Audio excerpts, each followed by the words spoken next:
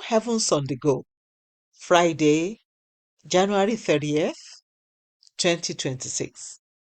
Topic: Understanding Satanic Traps, Part 4. Memory verse: Luke 21:36.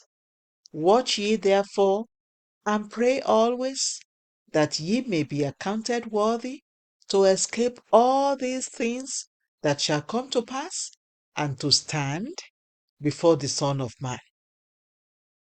Bible reading: Matthew 16:13-23.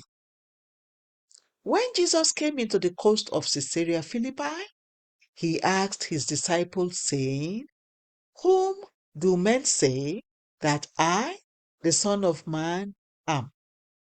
And they said, Some say that thou art John the Baptist, some Elias, and others Jeremiah, or one of the prophets.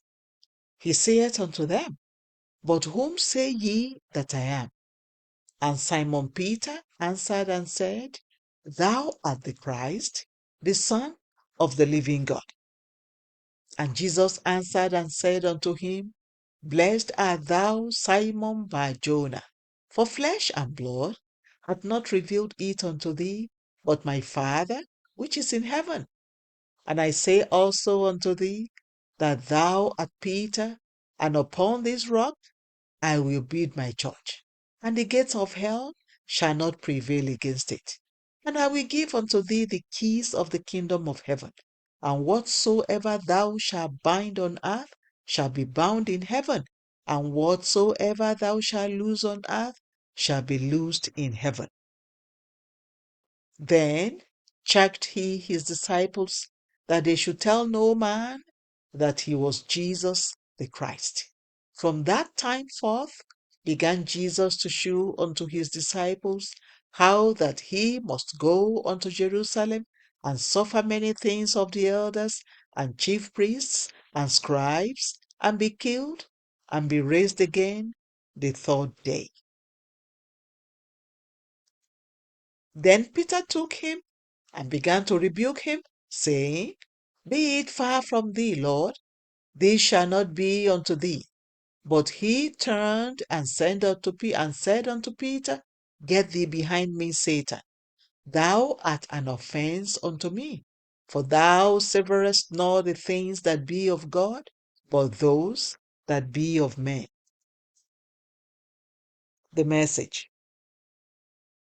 Today, I want to conclude this series by discussing another kind of trap which the devil uses. This trap is very subtle but potent in keeping people under his bondage. It is something I would like to call a trap of hypnosis. In this case, the devil hypnotizes an individual by trapping his or her mind and taking control of it. In today's Bible reading, Jesus asked his disciples who he was, and one of them, Peter, accurately described the person of Jesus. When he gave that description, Jesus announced that he could only have gotten it from a divine revelation. However, the next moment, when Jesus was telling the disciples about the things that were to come, Peter rebuked him and said that he was not going to die. Immediately, Jesus said, Get thee behind me, Satan. In a split moment, the devil had put Peter in bondage and was controlling his thoughts and speech, such that he started speaking as the devil's puppet without knowing it. One major tool the devil uses to hypnotize people today and take control of their minds is social media. He pushes certain ideologies to them consistently, and after a while, they begin to think the thoughts that he wants them to think. We see this everywhere in the world today. Things that were considered shameful and an abomination a few decades ago are now seen as normal in society.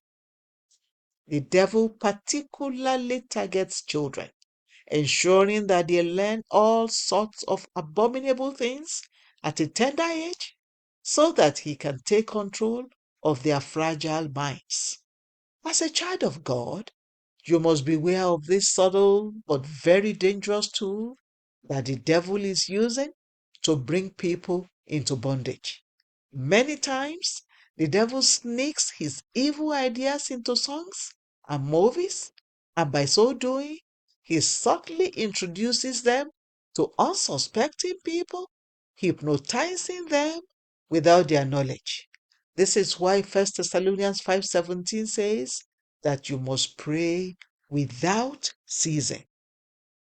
To avoid this trap of the devil, you must remain in touch with the Holy Spirit at all times by studying the Bible diligently, meditating on it at all times, and praying without ceasing. Beloved, watch, pray, and guard your heart with all diligence. Proverbs 4:23. You must take heed lest you fall.